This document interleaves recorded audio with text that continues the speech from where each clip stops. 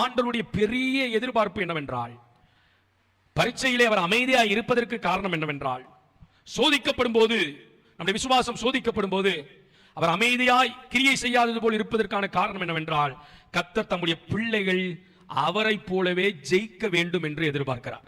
கைகளை உயர்த்தி ஆமேன் சொல்லுங்க. ஜெயித்து வா. கஷ்டமா இருக்க ஆண்டவரே, வா ஜெயித்து வா, ஜெயித்து வா.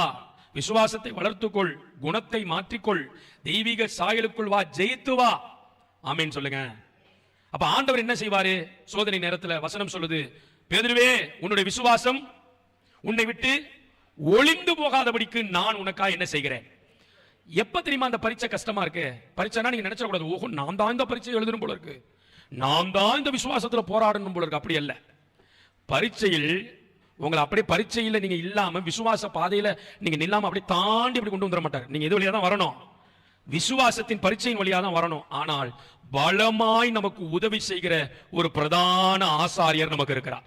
கைகளை உயர்த்தி ஆமேன்னு சொல்லுங்க. நீங்க பயந்த கூடாது, ஐயோ பரீட்சைன்னா இது என்ன பெரிய போராட்டமா இருக்கு. இல்ல இல்ல, போராட்டத்தின் நடுவில் அவர் கூட இருப்பார். ஏசாயா மிக தெளிவாய் சொல்லுகிறது, நீ தண்ணீரை கடக்கும் போது நான் உன்னோடு கூட இருப்பேன், நீ அக்கினியில் நடக்கும் போது நான் உன்னோடு கூட இருப்பேன், நீ தண்ணீரில் நடக்கும் போது நீ அவைகளில் மூழ்கி போவது இல்லை, நீ அக்கினியில் நடக்கும் போது எரிந்து போகாதிருப்பாய், அக்கினி ஜுவாலை உன் பேரில் பற்றாது. அப்ப இந்த சோதனை காலங்களில் விசுவாச பரீட்சைகள் நமக்கு வருகிற போது தேவனை அதிகமாய் பிடித்துக் கொண்டு அவரை சார்ந்திருக்கிற மக்களுக்கு சோத்திரம் இந்த காரியத்தை லேசா கடக்க கர்த்தர் உதவி செய்வார்.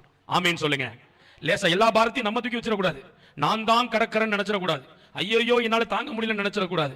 நம்முடைய பாரங்களை சுமக்கிறவரும் நமக்கு ஆலோசனை தருகிறவரும், நாம் சரிக்கு விழ போகிற போதெல்லாம் நம்முடைய தள்ளாடுகிற காலை உறுதிப்படுத்துகிறவரும், கண்மலையின் மேல் நிறுத்துகிறவரும், மரணம் மட்டும் நம்மோடு கூட வந்து கொண்டே இருக்கிறார்.